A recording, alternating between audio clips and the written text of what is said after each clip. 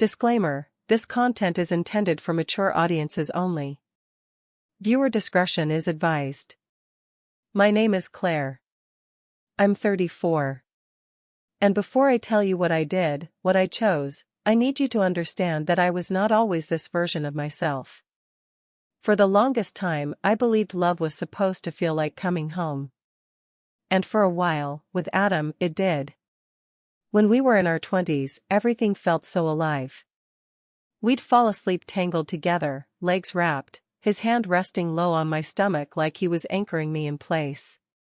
I loved the way he looked at me like I was some mystery he was still trying to figure out, even after 5 years together. We used to sneak out of dinners early just to rip each other's clothes off behind locked doors. I miss that version of us, not because of the sex, necessarily, but because of the wanting. Somewhere between building careers, negotiating rent, and trying to become stable adults, that version of us evaporated. Now when Adam kisses me, it's a quick, dry thing, like a habit he can't even remember starting.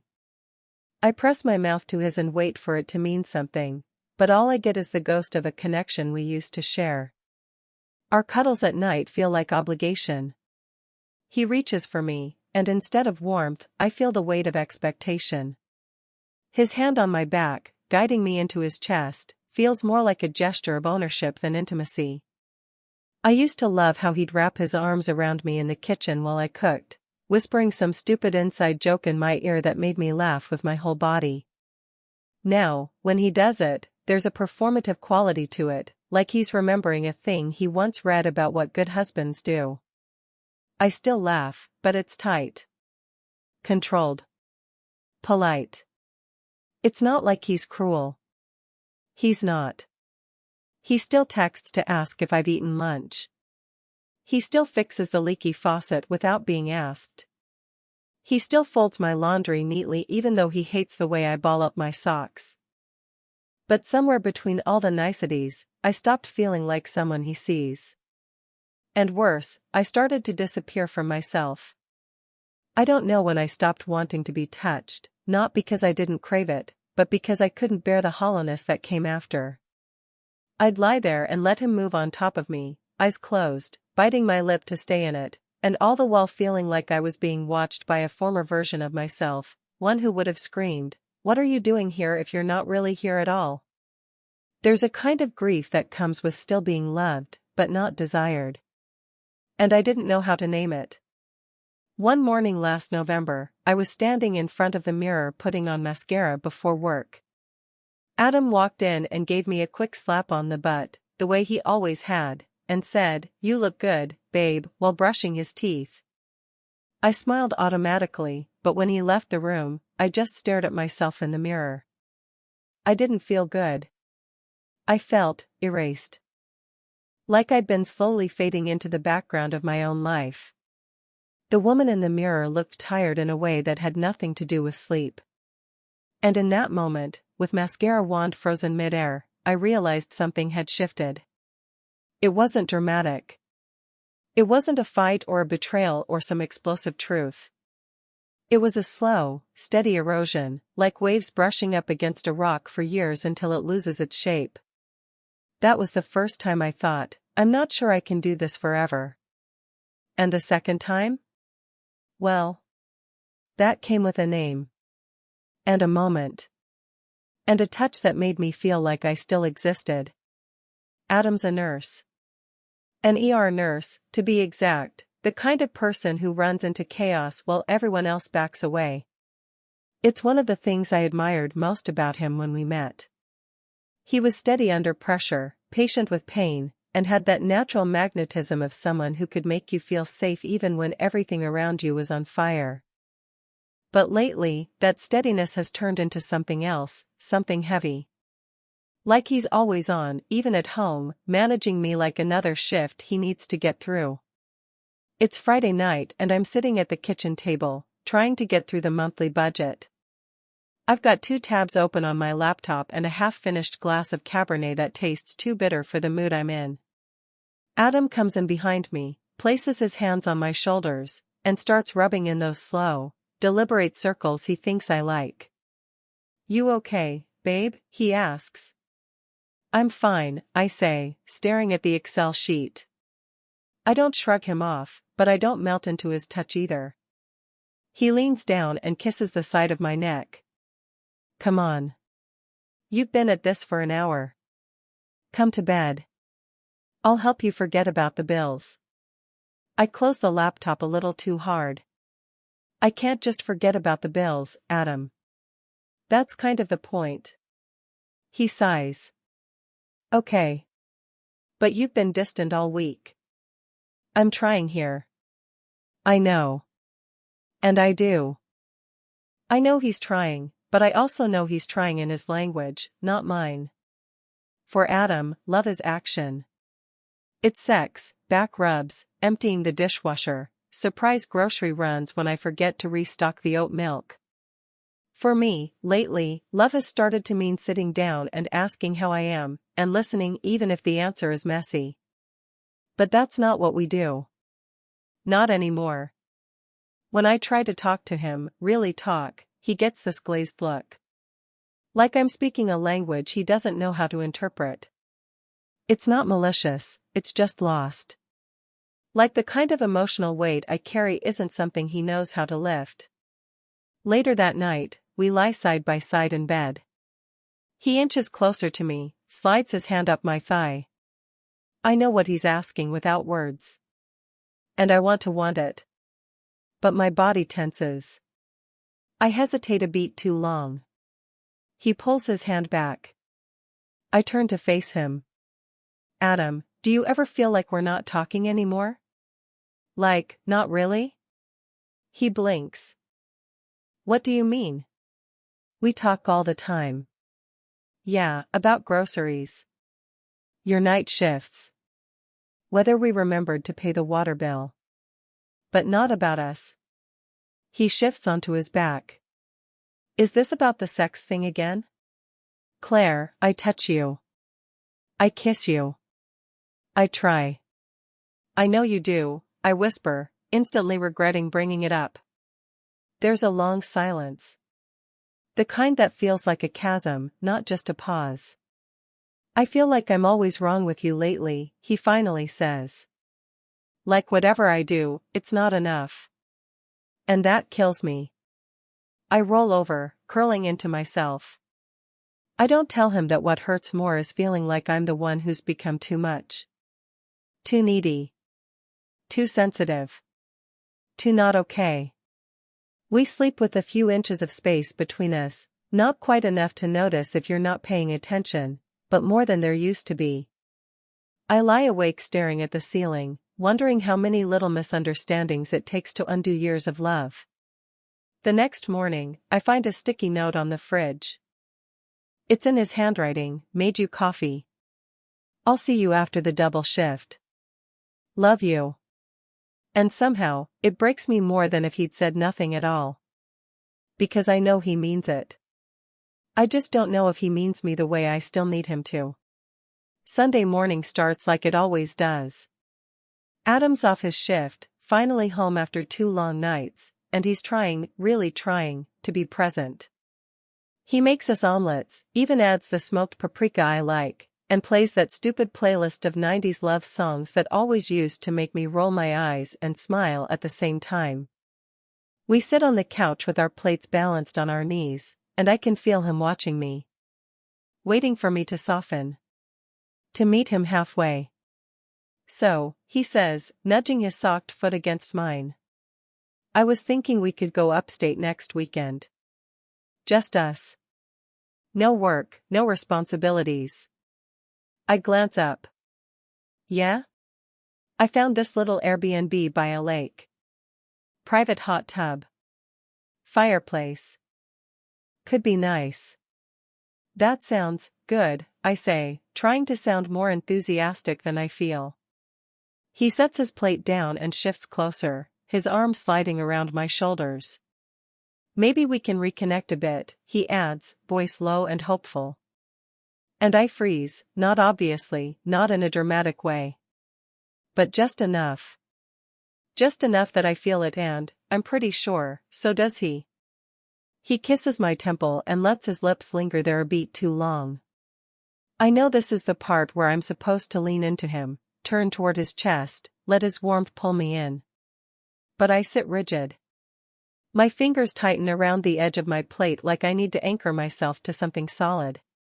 He doesn't say anything about it, but his hand drops from my shoulder after a few seconds. After breakfast, we clean up the dishes in silence. I catch him looking at me from across the kitchen as I scrub the frying pan. There's something soft in his expression, tired, maybe, or just uncertain. He walks over, slides behind me, and wraps his arms around my waist. His chin rests on my shoulder. You know I love you, right? I nod, swallowing hard. I know. He kisses the back of my neck. Then talk to me. What's going on? My mouth opens, but I have no words. None that wouldn't sound like blame. None that wouldn't make this worse. I don't know, I say. I'm just tired, I guess. He holds me tighter. I miss you. And I hate that my first instinct is to flinch. That night, we're lying in bed, and he turns toward me. His fingers trace slow circles on my hip. I feel him hesitating, gauging my breathing, trying to read my silence. When he finally leans in to kiss me, I let him. Our lips meet, warm, practiced, and it's not bad. It's just empty. There's no jolt of connection. No rush of warmth. Just routine. He deepens the kiss, his hand sliding under my shirt, and that's when the panic starts. Quiet, creeping. I pull back, just slightly, and place my hand over his. I'm just really not in the mood tonight, I say, trying to keep my voice gentle. He lets out a slow breath and rolls onto his back. It's not just tonight. I turn away, facing the wall. I know he's right. The truth is, I want to feel something again. I want him. But every time he touches me, my mind disconnects, goes somewhere cold and clinical, like I'm watching it all from outside myself. I replay old moments, wonder when that spark died, if it's something he did, or something in me that's broken. And then the question echoes again, bitter and unrelenting in my chest, why does everything have to turn into sex? It started with a dinner reservation. Adam had booked it without telling me, some trendy place downtown with candlelit tables and imported wines. Thought we could use something special, he said, handing me my coat with a little smile, like a peace offering. He even shaved, which he only does when he wants something to feel important. I tried to match the energy, put on a dress I hadn't worn in months, dabbed on lipstick I barely recognized in the mirror anymore. And for a while I played the part. The loving partner. The smiling woman across the table. The food was good. The wine, better. He held my hand across the table and told me I looked beautiful. Then, just as dessert arrived, he leaned in and said, "This reminds me of when we first started dating. You remember that night in Beacon, at that inn with the clawfoot tub?" And I nodded. I remembered. But instead of warmth, all I felt was pressure, like he was reaching for a version of us that no longer fit. "You couldn't keep your hands off me that weekend," he added, laughing softly, clearly trying to be playful. "You practically tackled me into that bed." I smiled, but it didn't reach my eyes. I felt my throat tighten. He kept going. "Maybe we could recreate some of that tonight." And that was it. The switch flipped. I set down my fork. "Adam," I said quietly, too quietly. "Can we not do this right now?" He blinked. "Do what?" "This thing. Where you try to buy intimacy with wine and compliments and pretending like everything's still fine." His smile faltered. "Claire, I know what you were just. That's the problem." His brow furrowed. "I'm trying here. I planned this whole night to do something nice, and now you're making it sound like manipulation." Because it feels like it, Adam. My voice cracked. It's always sex. Or affection that leads to sex. Or jokes about sex. Can't we just talk? Can't we just be together without you trying to fix it with your hands? His face reddened, caught somewhere between confusion and hurt. I didn't know touching my wife meant I was manipulating her. I laughed bitterly. Don't throw the word wife at me like it's a shield. The people at the next table were definitely listening now. I could feel their eyes, but I didn't care. Something inside me had snapped, and I couldn't reel it back in. Adam leaned back in his chair, staring at me like I was someone he didn't recognize. You used to love how much I wanted you, he said. You used to light up when I touched you. I used to feel wanted, not obligated, I shot back. Now every time you reach for me, I feel like I'm failing at something. He didn't speak for a long time. Just looked down at his napkin, folding and unfolding it with shaky hands. I don't know how to fix this, he finally whispered. I don't think I do either, I said. We didn't order dessert. We didn't hold hands on the way home. In the bathroom, I peeled off the dress like it was made of glass, careful and trembling, and stared at myself in the mirror. My mascara had smudged. My lipstick was mostly gone. I looked tired again. But not just tired, exposed. I collapsed onto the edge of the tub and let the silence crush me. My hands trembled in my lap. My mouth still tasted like wine and regret. Why did I do that? Why now? Why couldn't I just let the moment be sweet, let him try? Because it didn't feel like love anymore. It felt like theater. And I didn't know how to pretend my lines still made sense. A secret part of my life before marriage. The thought slid into my mind like a warning. A whisper from an older version of myself. One that used to burn with feeling. One that still existed, somewhere. And I hated that part of me was starting to wonder if someone else might be able to find her again. 3 weeks passed. At first, it felt like a standoff, two people circling the wreckage, waiting to see who would say something first. But eventually, the silence hardened into routine. We still said good morning. Still shared a pot of coffee. Still texted things like, do we need more milk, or what time is your meeting? But there was no more us in the quiet. Adam stopped reaching for me at night. He turned away in bed, back curved toward mine like a wall I couldn't climb. I missed the weight of his arm, the way he used to absent-mindedly pull me close in his sleep. I missed the sound of his breath against my neck, the safe rhythm of it. But I couldn't bring myself to roll over. Not after what I'd said.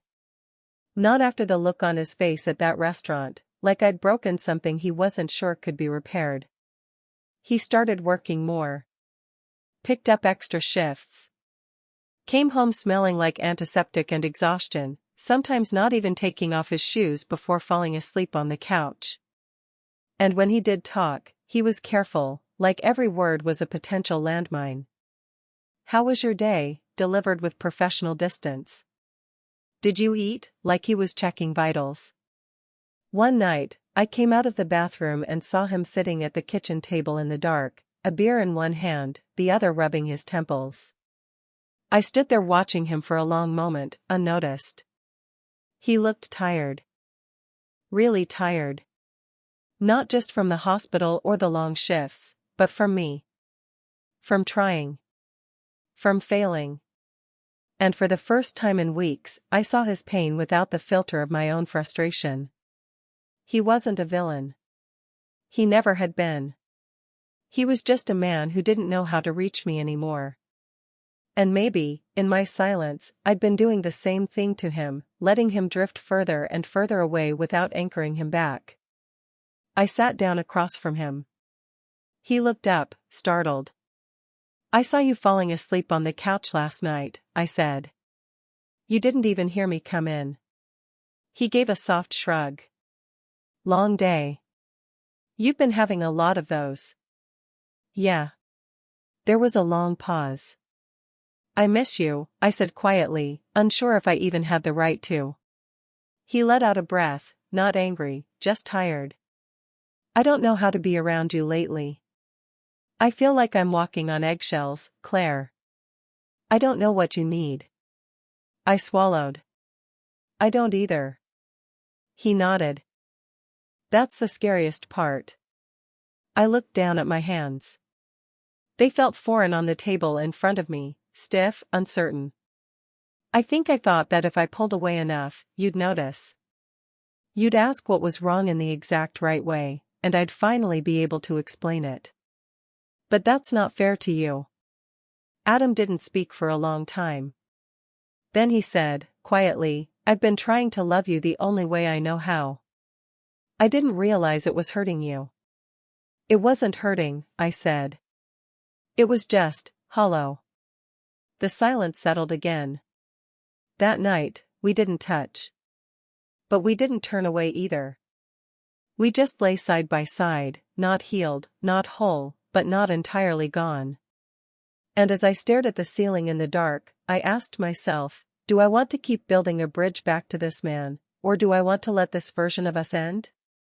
The answer didn't come.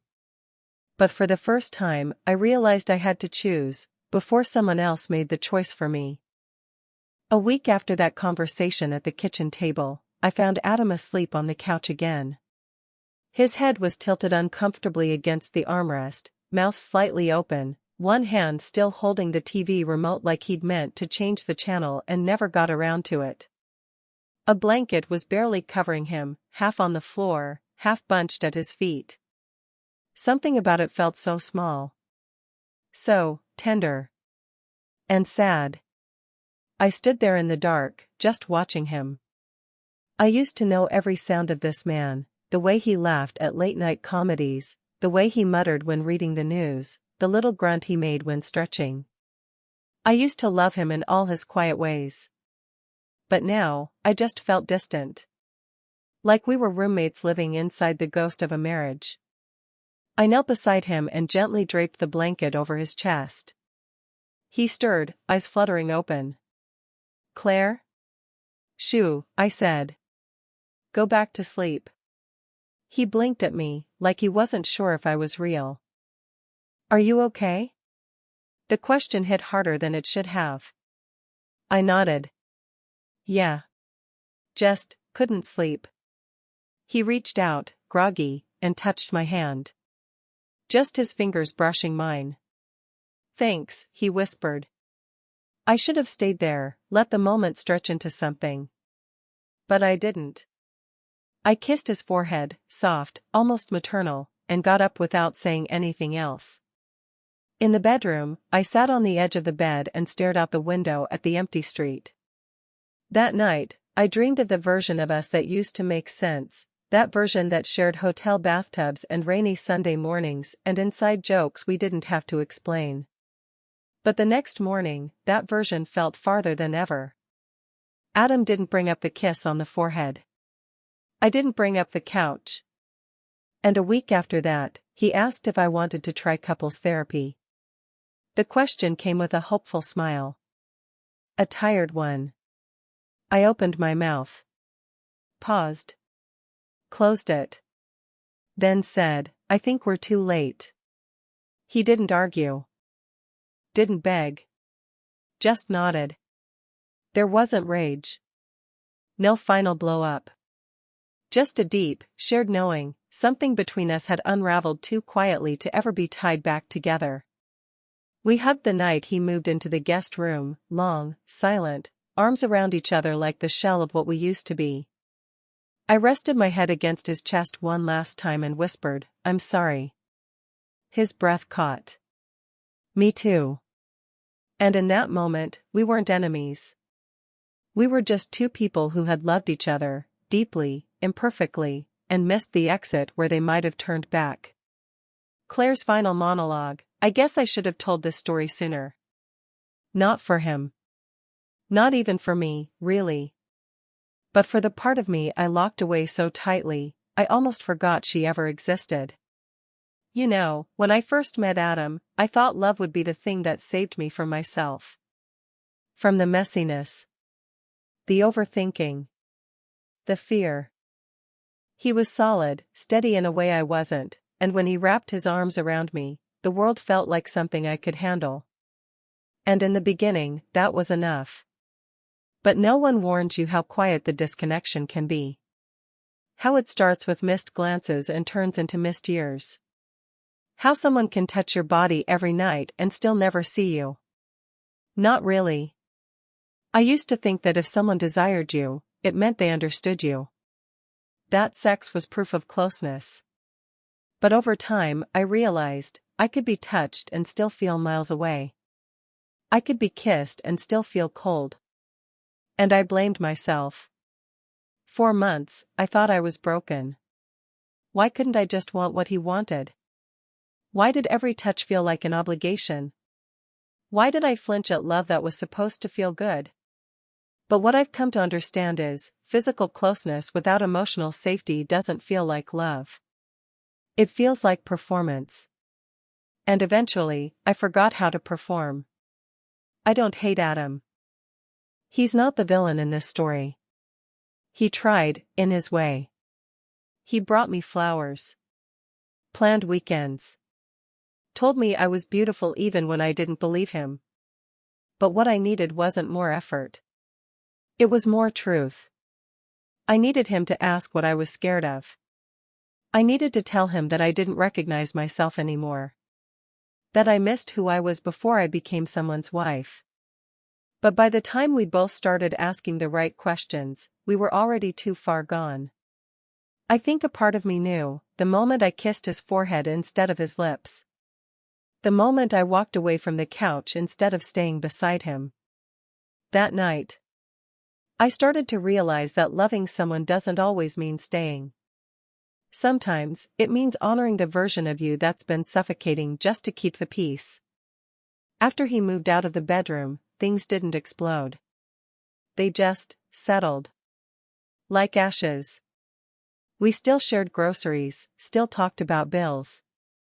But the intimacy was gone. And what was left felt more like friendship than partnership. Eventually, we agreed to separate. No lawyers. No screaming. Just a quiet dividing of books and keys and holiday traditions. And you know what surprised me most? The grief didn't kill me. It freed me. I've started writing again. Journaling. Nothing fancy. Just thoughts I'd never said out loud. Desires I never gave myself permission to feel. Memories I buried so deeply I didn't know they still lived in me. There's this one entry I keep going back to, about a bookstore I used to visit in college, before I met Adam. I wrote about how I used to spend hours there, alone, reading poetry in the corners, flirting shyly with the barista, feeling both invisible and invincible at once. That was the last time I felt whole without needing someone else to define me.